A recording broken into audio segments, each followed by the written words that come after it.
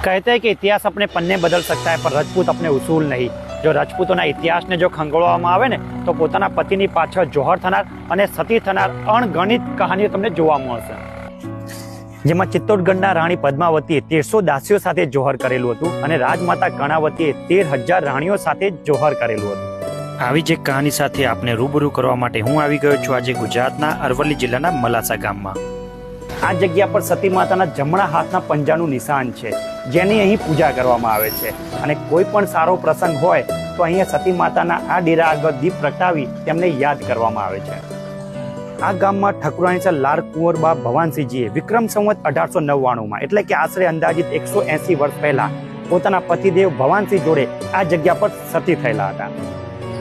સતી માતાને માતાનું બિરુદ એટલા માટે આપવામાં આવ્યું કે જ્યારે માતા પોતાના બાવજીના પાર્થિવ શરીર સાથે ચિતા પર બેઠા હતા ત્યારે એમના જમણા અંગૂઠામાંથી અગ્નિ પ્રગટ થયો હતો।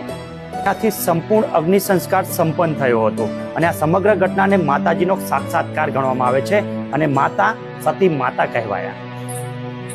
વિદેશી આક્રમણકારીઓથી પોતાનું માન સન્માન જાળવી રાખવા માટે જોહર કે પછી સતી થતા હતા। બાદમાં નયન સદ્દાનું નામ જોડી દેવામાં આવ્યું અને સમય રહેતા રાજા રામ મોહન રાય અને લોર્ડ વિલિયમ બેન્ટિંગ દ્વારા આ સતી પ્રથાને નાબૂદ કરવામાં આવી। Thanks for support. અમારા પેજને ફોલો કરી દેજો અને વિડીયો પસંદ આવ્યો હોય તો શેર અવશ્ય કરજો।